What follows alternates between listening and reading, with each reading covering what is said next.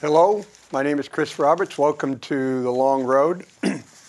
And first thing I'm going to talk about today is it's a great article. That's a series of articles in the Keene Sentinel that's talking about growing gray, a special report.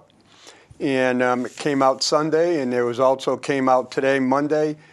Very detailed, very great articles. They hit some extremely important points.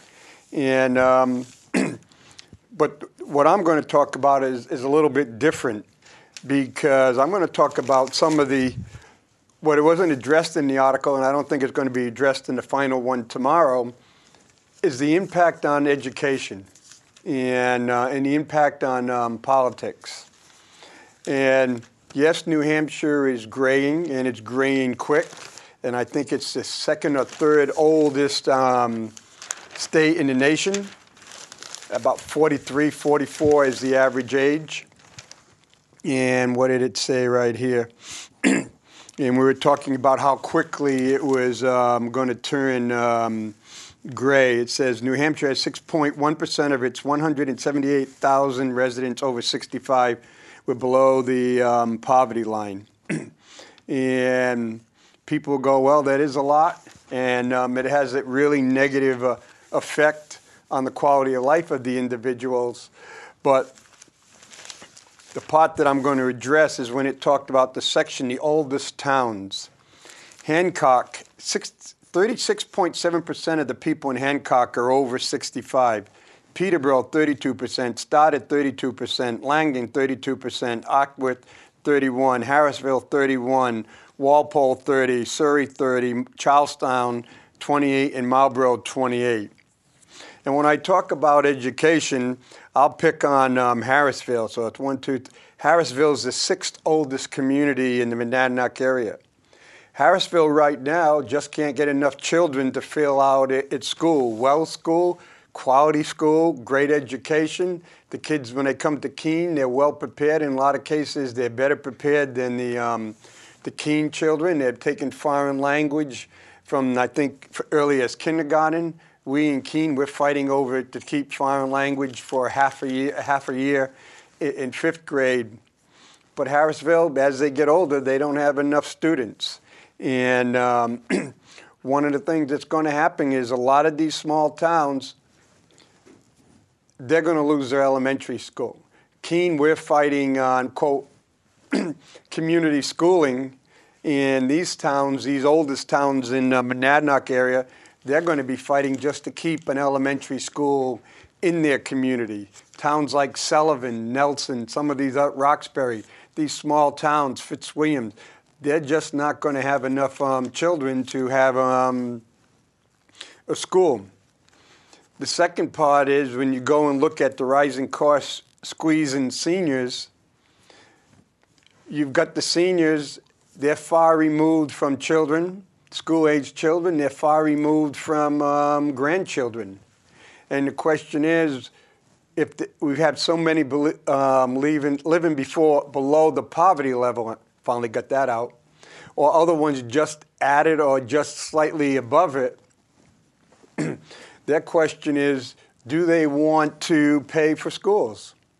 And they may have wanted to pay for the schools when they were they had kids, they had grandchildren. They may still want to pay for schools, but now they're looking at the point is, I can't afford it. I need heat, I need food, I need my medicine, and I just don't have the money to pay for schools.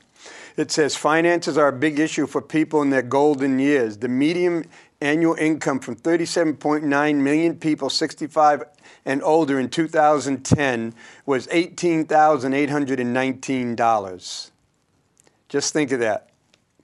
And 37.6 reported an annual income of 25,000 or more. So when you look at it, less than 2 out of 5 people 65 and older have more than $25,000 a year. And so they may want to support public education, but they're not going to be able to support public education. And that's going to be some of those problems. And when you look at some of the towns like Hancock and Peterborough and Stoddard and Langdon, Walpole, Surrey, the question is, are they going to be children-friendly towns? Are they going to go in and say, hey, this family wants to move in and this family has 3 children and these children will add $40,000 onto our tax bill. Do we really want them in our town? And that's going to be a question. It's happening. No one wants to talk about it, but it's happening. Kids are being looked at as the tax burden. And again, as more towns lose their public school and they start tuitioning children out, they're going to say, hey, every child is $14,000. We don't need that child in the town. $14,000 may not seem like a lot of money, but in some of these small towns with a small tax base, $14,000, $30,000, $45,000 extra for a child can make a big difference. The other question is, what happens if a child family wants to move in and they have a special needs child? And that cost goes even higher. And again, we don't want to talk about it, but people overall look out for their own self-interest, their own survival. And so as New Hampshire ages, and it's aging quickly, it's going to have a big effect on the quality of education, where the education is going to be delivered. Look at Keene High. As the towns around Chesterfield and other ones start shrinking, they send less children to Keene High School. And every child that gets sent from one less child from Chesterfield and one less child from Winchester, that means we have less tuition and less money to fund the high school. Look at Fall Mountain. Fall Mountain is going out and searching to get people to tuition into their schools because they need the money and they want to help reduce taxes. So within the next couple of years, I think it's going to get brutal. We're going to have towns, the bigger towns with the high schools and the middle schools competing to try to say, hey, come to our school, we can give you a better deal. In Keene, we've got the brand new middle school. We got a selling point, and we've been going out and we've been trying to convince people to send their children to Keene, and we'll give you a great education, plus it puts money in our school budget. But what happens when we run out of school? Kids. The other problem that's coming up, we're going to get hit with a double whammy. We have New Hampshire getting older and older. We have more and more people coming from out of state moving into New Hampshire, especially buying property from the people that grew up in New Hampshire and can no longer afford their houses. Again, as if you read the articles in the Keene Sentinel, it'll talk about how there's such a great demand for senior housing because as people want to dump their houses, get out of the tax burden and live something that they know is pretty reasonable and it's pretty steady. I don't know what my tax bill is going to be, but I know what my rent bill is going to be. And so, bingo, and then I'm not faced with that tough question, should I support education or not? Because even though I'll be paying it through rent, it doesn't really affect me that much because someone else will be signing the check to pay the tax bill. So I'm not stuck with that ethical question, should I or shouldn't I? And the other part, the Center for Disease Control said last year was the lowest recorded birth rate in the history of the United States. And in the last 3 to 4 years since the recession, the number of births have dropped off drastically. And so Keene would now be placed in a situation is the number of births are dropping off drastically. So is that going to have a negative effect on Keene's kindergarten and first graders 4 or 5 years from now? We may see a bump up now. The children that were born before the recession started or the recession had a big effect. Or is Keene going to be balanced off where the number of children being born in Keene is dropping off, but the number of families that are, quote, forced out of the surrounding towns which are aging into Keene, will that balance it off? Or will Keene find itself in a situation is that Keene has a big jump in school-aged children, not from children that were born in Keene, but children that were moving into Keene because of all the empty housing that's available, or as the colleges, I've been told, down about 300 students, and looking forward, a lot of people are not going to send their children to college. They're going to be local commuting. It's not unusual to commute an hour a day. It's cheaper than being on campus and paying room and board. Other parts, more and more kids are going to be taking courses online. So that may free, if the college says we have to fill these rooms and we have to fill the dining hall, and the college says, okay, you must live on campus, which then opens up more spaces in Keene, more apartments and houses in Keene, and then the landlords are going to try to backfill them. And you may backfill them with families that could not find places in the small towns. They're being kind of pushed forward to Keene, where they say, move into Keene. Keene has all these services. Keene will take care of you. And Keene has a well-deserved reputation about taking care of people, but then Keene is at the point that it's pretty well tapped out. You can only ask so much. You can only go to the well so much before the people of Keene don't have enough money to take care of all the social needs of the people in the surrounding Monadnock area. That's an effect that's going to happen over the next 3, 4, 5 years. Those are some really ethical questions that the city of Keene is going to have to face, the state is going to have to face. They're going to have a negative effect on the budget, the city budget, as cities required to do more services, the school budget, as the school may be required to take in more children, more special needs children, because special need, the biggest predictor special need is social economic status. And as I said before, all you have to do is go down to Railroad Street, Railroad Square, Cumberland Farms, and other places.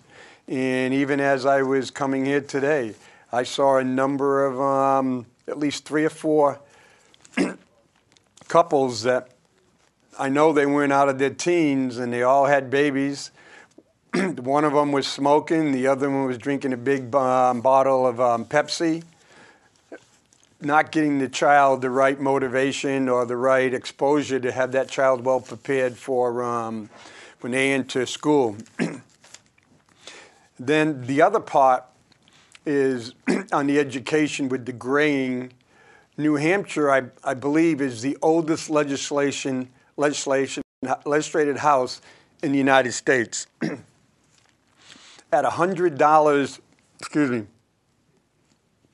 a year, the average worker cannot afford to run for the House and take the time.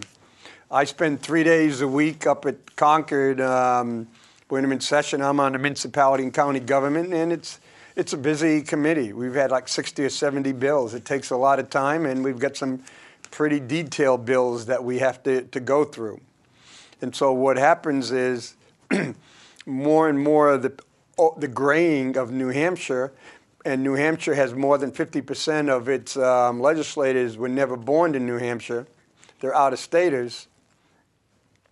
They are coming in to protect their self-interest. So the bills that you see that are in New Hampshire in the House are for most of the time their own self-interest. We got to remember, it was the House that came up with, they defined an adequate education.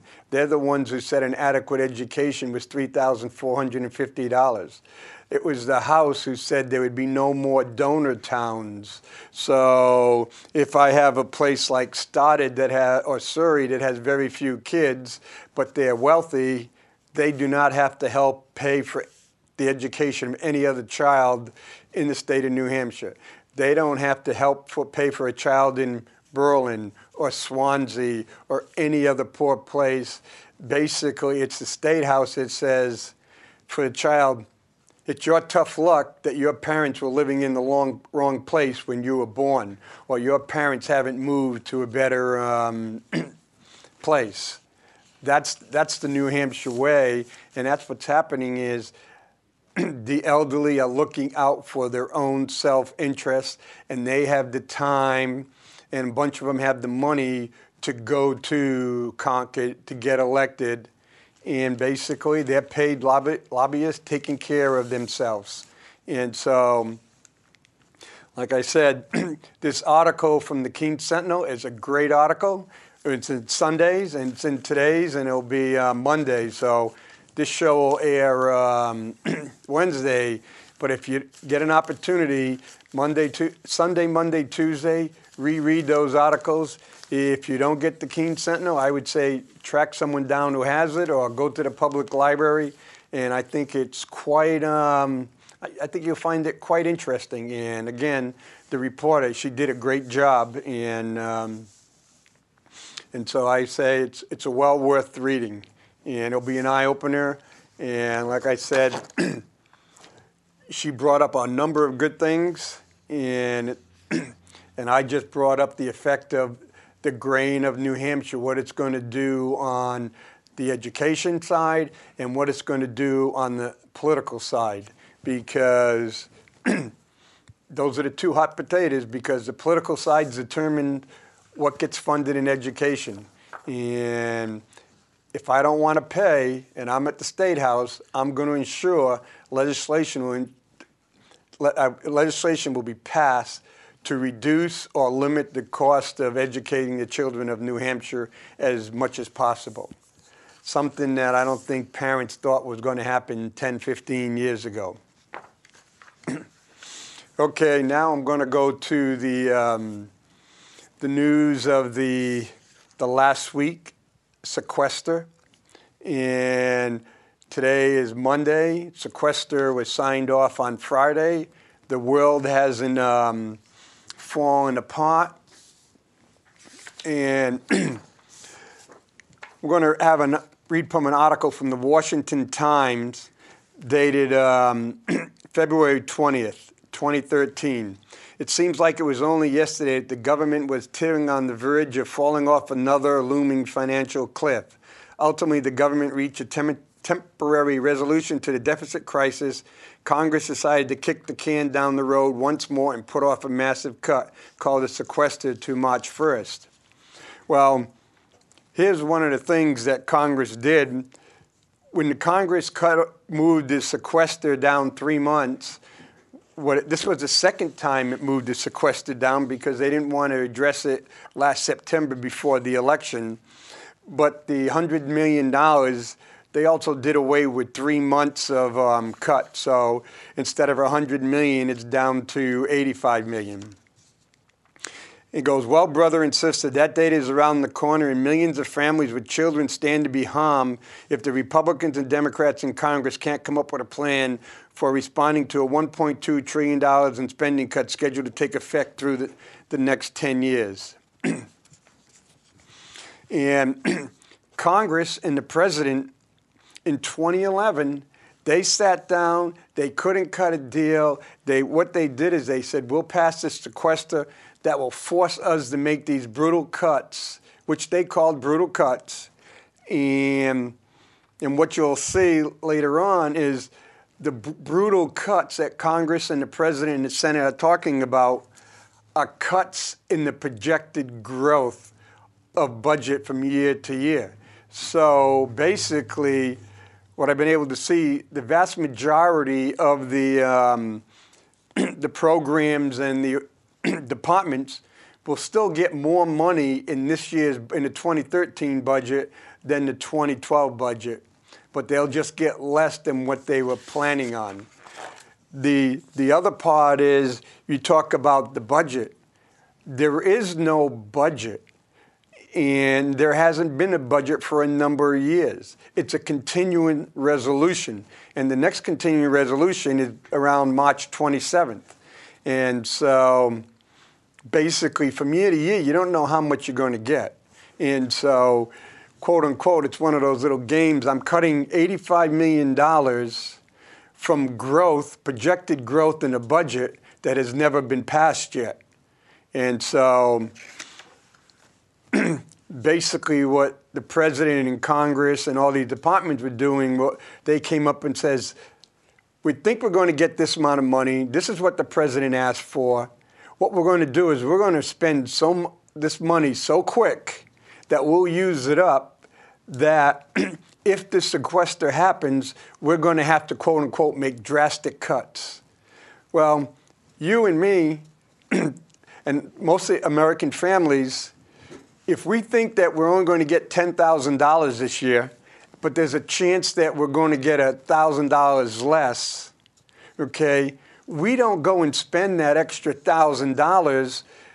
That's holy crap, I might lose this $1,000 at the end of the year, so I'm going to go spend that $1,000 so I can go and say, hey, boss, you can't give me a pay cut because I've already spent that $1,000, and if you give me a pay cut, I won't be able to pay my rent or pay my car payment.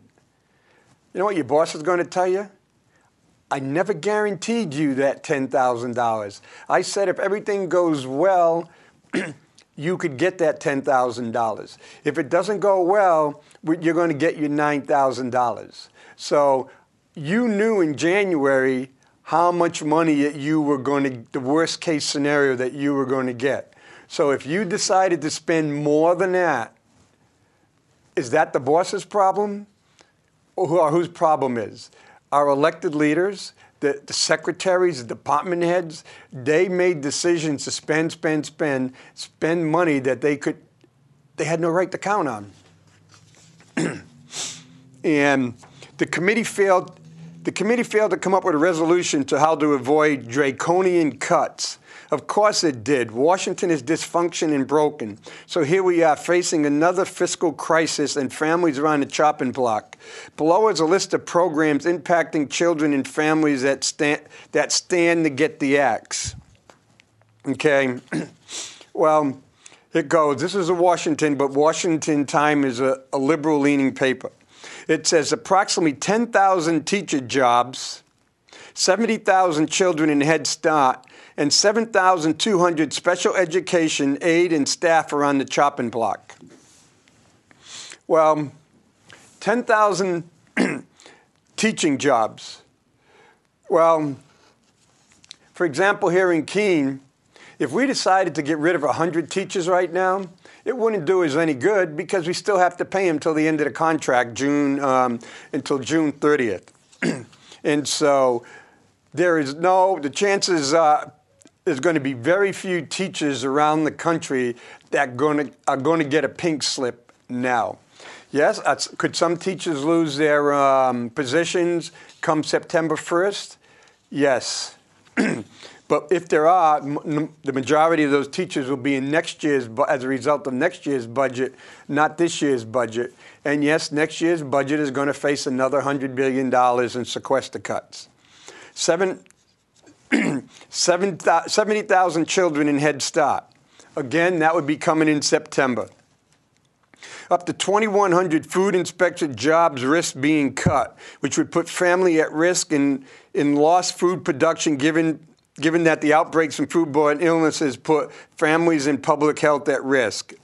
Some 12,000 scientists and students who conduct research for critical disease will see their jobs come to an end. Cuts to mentally ill. Mental health could impact 373,000 mentally ill adults and emotionally disturbed children. Funds to Title I schools could impact 272,700 schools and close to 1.2 million underprivileged children. And about 600,000 women and children may be dropped from WIC from March until September. Close to 125,000 families who receive rental assistance would see that come to an end. And so these are all the things that are happening. And so what I did was I dug around and I looked at from the Congressional Budget Office, and this is from White House Graphic, and And so this is what's going to happen to New Hampshire. New Hampshire, as a state, will lose approximately $1,078,000 in funding for primary and secondary education, put teaching and aid jobs at risk. In addition, about 1,000 fewer students will be served and approximately 10 fewer schools will receive funding. In addition, New Hampshire will lose approximately $2.2 million in funds for 30 teachers, aides, and staff who help children with disability. And so in New Hampshire, for regular education, what it states that no jobs for regular education at risk. But there's about 30 jobs statewide for teachers, aide, and staff who help children with disability. That could be some teachers, that could be some tutors, that can be on some staff that track IEPs. And so that would be at risk with the $2.2 million again spread over. But the local communities would also have the decision to decide if they want to fund them on their own. Work-study jobs. About 120 fewer low-income students in New Hampshire will receive aid to help them finance the cost of college, and around 130 fewer students will get work-study jobs that help them pay for college. This one is the University of New Hampshire has about 40 to 45% in-state students. Keene only has 51% in-state students. And that's what this brochure said. 51% of the kids at Keene State are in-state, and I don't know if if that percentage includes part-time. So if it includes part-time, that would mean that there'd be less than 50% of the students, full-time students, would be from the state of New Hampshire.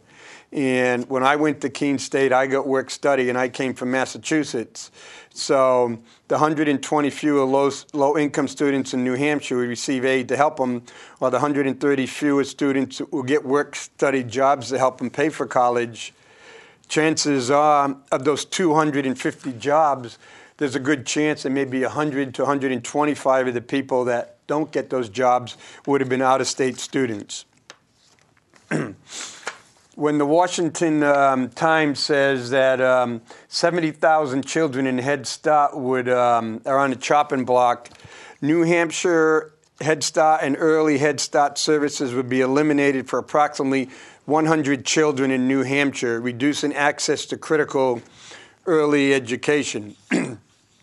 And again, there was a local article in the paper saying that 50 to 70 local kids could lose access to Head Start. But according to Congressional Budget Officer in the White House, about 100 children in the whole state of New Hampshire. New Hampshire would lose about $1.5 million in environmental funding to ensure clean air and air quality, as well as to prevent pollution from pesticides and hazardous waste. And additionally, New Hampshire could lose another $359,000 in grants for fish and wildlife protection. Military readiness. In New Hampshire, there's approximately 1,000 civilian Department of Defense employees will be furloughed, reducing gross pay by about $5.4 million in total. Base operation funding would be cut by $1 million in New Hampshire. And so basically, they're not talking about laying off anybody in any one of these 1,000 civilians. They're talking about furloughing basically, I heard they're talking about 1 day a week until September 30th. So the other question is, when some of the civilians transfer out or they quit or they retire, do you replace them?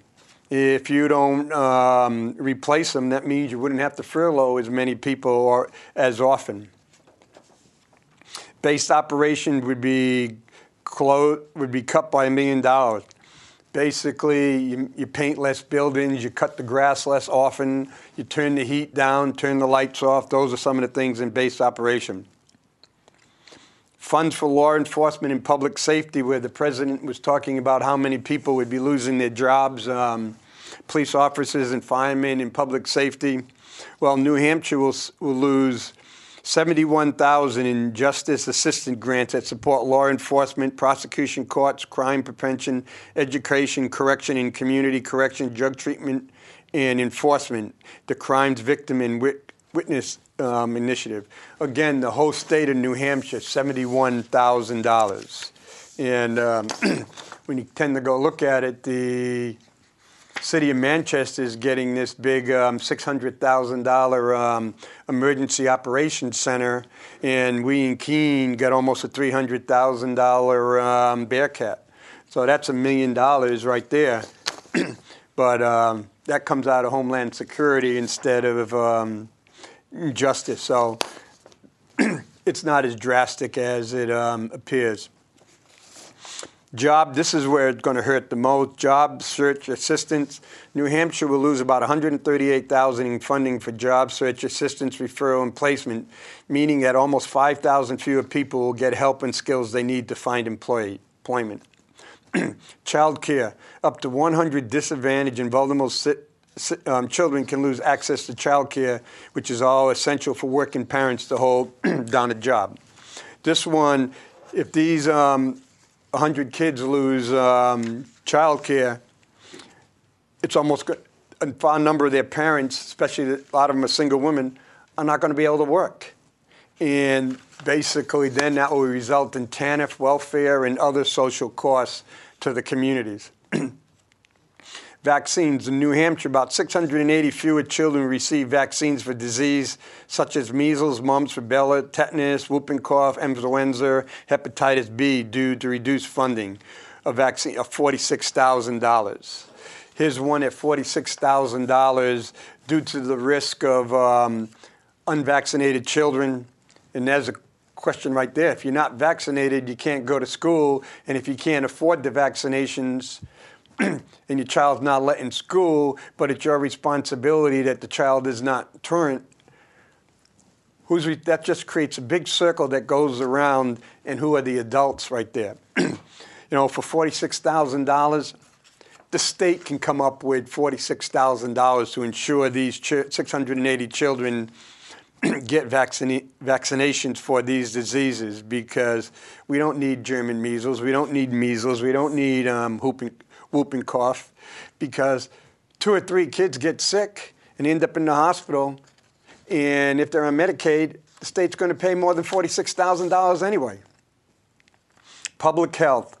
The state will lose approximately $126,000 in fund to help grade ability to respond to public health threats, including infectious disease, national disasters, biological, chemical, nuclear, and radiology events.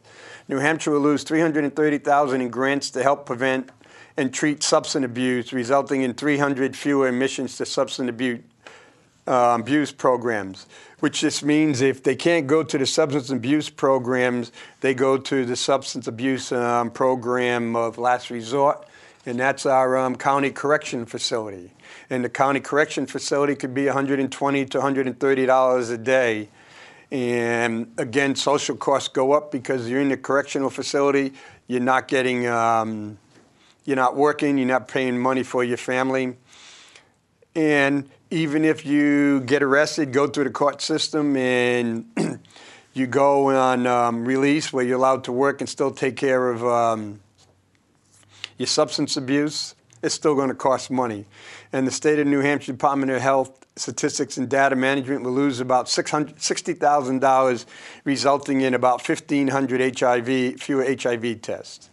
Again, you know what? That's part of the state, and other ones are really going to have to step up.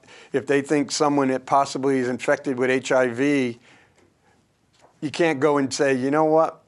I don't have the money, so we're not going to test you. You know, come back when you have the money. Well, if someone is HIV positive, doesn't know it, and goes and infects somebody, it's going to cost more than $60,000.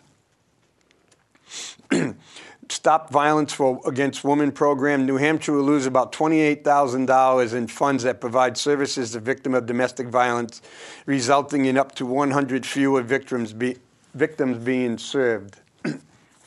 Well, no, I don't know of any program in the state of New Hampshire, if a woman or a man or a child is injured or abused as a result of domestic violence, they're going to turn away and say, sorry, come back next year because we just don't have the money. The federal government cut 28 $28,000. If we go through all 10 counties, they're talking about $3,000 on an average. You know, some of the counties are bigger, so for $3,000, you're going to round it out, average quick, $3,000, 10 people per county. To me, that would just be immoral and unethical to refuse to treat somebody because you didn't get the money. This part goes right here with the two the articles that the Keene Sentinel is talking about. New Hampshire would lose approximately $225,000 in funds that provide meals for seniors. That can have quite a big effect. That's one of the biggest losses. How that happened, I don't know, but that's the part that that's happening.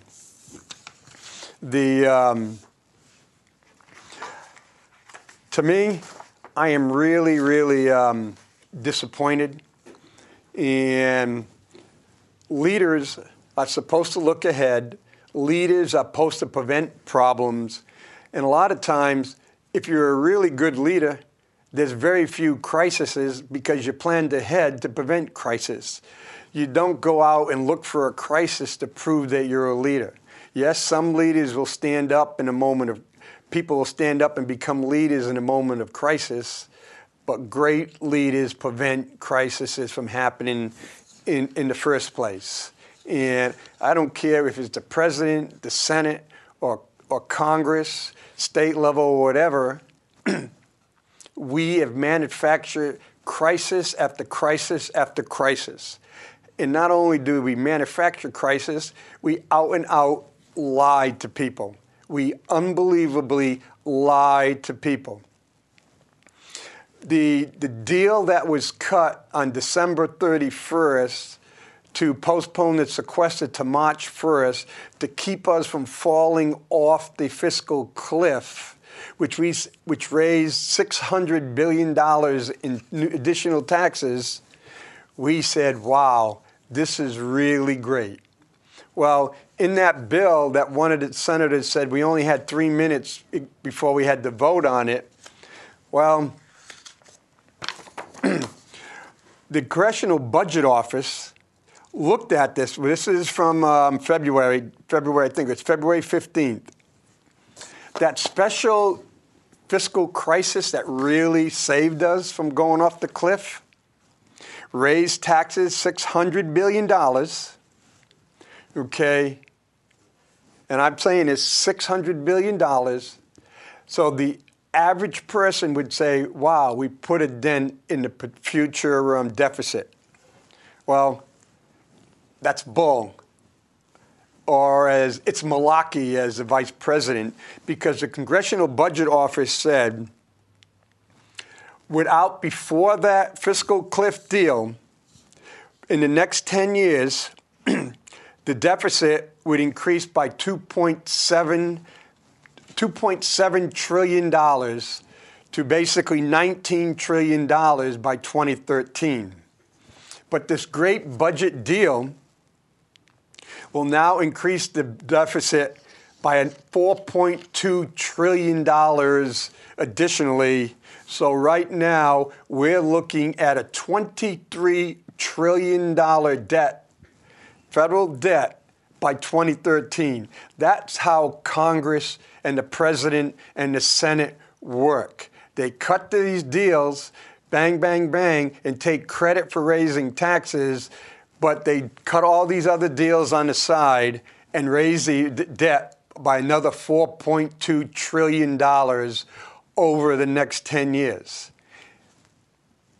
Now look at it this way. We're talking about cutting $1.2 trillion over 10 years, but they added $4.2 trillion. And so basically, even if we cut the $1.2 trillion, we're still up $4.2 trillion. So the deal that they cut the January 1st to save us from going over the fiscal cliff caused $5.4 trillion in additional debt. Chances are we probably would have been better going off the cliff than catching onto some branches or diving in the water, because we can't afford any more special deals that Congress is willing to give us. And I went back and I was looking at some of the articles and some old books. and I have a quote here. In our age, there is no such thing as keeping out of politics. All issues are political issues, and politics itself is a mass of lies, evasion, folly, hatred, and schizophrenia. George Orwell, in his book, 1984. Written a long time ago. Researcher from UCLA. Researchers have found that partisanship often serves as a substitute for knowledge or personal experience. Partisanship has a powerful effect on the way people see the world. There is much evidence to show that voters look to a fairly recent economic conditions to make decisions, and that they often ignore the long-term record. The downsides of that myopia, that extreme focus on the present, that a lot of problems that the country face about policies aren't about the present. They are about the very long term, and that's why it becomes such a strong, strong temptation for politicians to just kick the can down the road and now really grasp with the long-term problems. By John Hanson, professor at UCLA.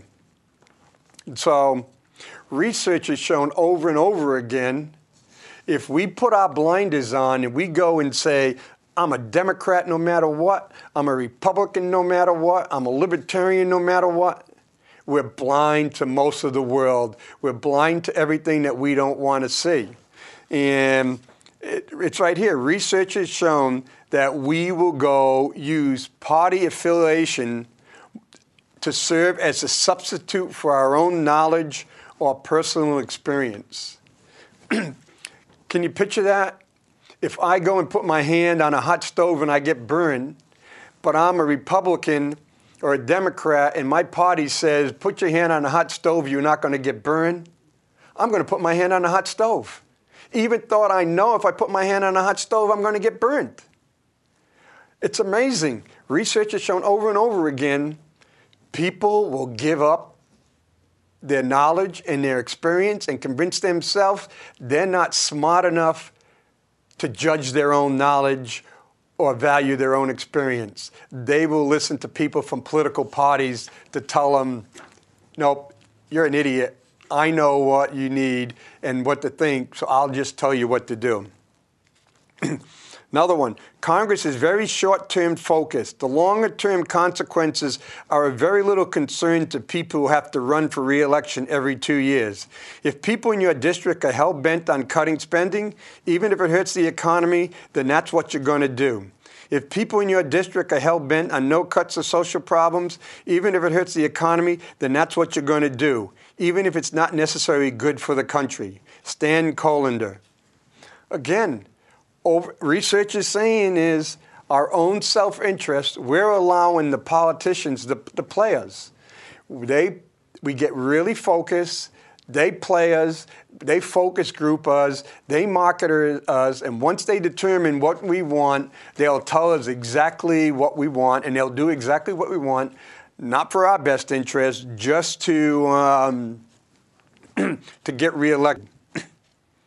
Another mechanism is campaign financing. High-stake funding turns politics in a full-blown business enterprise where special interests are the customers and the voters are the input to gaining power.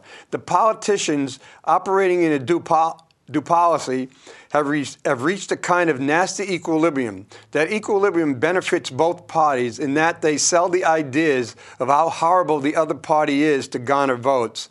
This is most effective if the political balance is delicate. Either way it goes, this enables both parties to attract financial contributions. Here, the campaign financial reform seems in order, maybe starting with Citizens United. Again, Congress was just sworn in January 1st, and even before January 1st, I've been getting email from Annie Custer's campaign saying, hey, we got to get ready for 2013. Can you give me $5? Can you give me $3? Been getting emails from the other organizations in the Democratic Party. Hey, we need more money. We need more money. We got to stop the evil Republicans. And I know the quote-unquote, the evil Republicans are sending it to their people and saying that we have to stop the evil Democrats before they destroy the country. Political parties that have used state legislators to gerrymander as many safe districts as possible, thereby exaggerating the influence of the most extreme elements in society while crowding out the ability for moderate voices or at least people willing to compromise to have an influence. As a result, extremists use the primary process to vote out are pulled to extreme positions. Those candidates who dare to work with the other party to craft compromise legislation by sending to office only those who promise to toe the line. The art of compromise, critical of the legislative process, is impossible. Again, here in New Hampshire, plain and simple, it's the Democratic Party, it's state Democratic Party leadership, it's the Republican state party. They're the ones who determine who's going to run for office. Basically, no one has the, unless you have a lot of money, like Benny or one of the, you can go in and you can buy your way into the primary and even be competitive, but there's still no guarantee. If you're not blessed by the party, you're not going to make it. Plain and simple. We as the people will go and say, you know what, we want a moderate. We want someone that's willing to listen. We want someone who's willing to compromise without surrendering his or her principles. But you know what? When we go to the primary, we usually vote who we're told to vote for. Again, if we're not willing to stand up and be independent and we're willing to let other people make up their mind for us, hey, they're going to make up their mind for us, and we're just going to sit and we're going to suffer the consequences. And when George Orwell said all issues are political issues, well, on the Sunday show, my belief is that as this pain starts to gradually spread to communities affected by military spending, to children who need mental health services, to people who care about our border security, I believe that more Republican colleagues who are concerned about this harm to their constituents will choose bipartisan compromise on revenue-raising tax reform with serious entitlement reform. They'll choose this bipartisan. And so this is from Sperling, President Obama's chief fiscal advisor in the White House. And so basically what he's saying is we couldn't get our way, so this is going to go out, and this is going to hurt a lot of people. And plain and simple, once it gets to the point that a lot of people are hurting in these Republican districts, then they'll come around. My question is, what happens to these people until they come around? What? So we as leaders, as political leaders, are supposed to be taking care and helping the people, but we're using them as pawns. What we're going to do is, yes, if we can create as much pain as possible. We release 5,000 illegal aliens and say, you know what, we don't have money for you. And of course, we released them before the sequester went in. And what happens on March 1st, there was a deal, unless the president wasn't hoping for a deal, with these 5,000 illegal aliens who were released, the ones who are getting ready to be deported. Are they going to show back up and say, deport me? No. Ain't happening. Unless they're stupid. And if they're that stupid, they don't deserve to be in the country. You know what? They need to be deported. And so I sit there and I go, when are the American people going to rise up and say enough is enough? And they have to. And it goes, you know what? And it is really strange with politics. You get elected, people already call you a leader, a political leader, because you get elected. Politics is the only place you don't have to prove you're a leader. If I'm in the Marine Corps and I want to be an officer, if I want to be a fireman, I want to be a policeman or business or whatever, you have to educate yourself, you have to work hard, you have to go out in the field, you have to prove yourself to the people around you that you are a leader. Politics, you don't.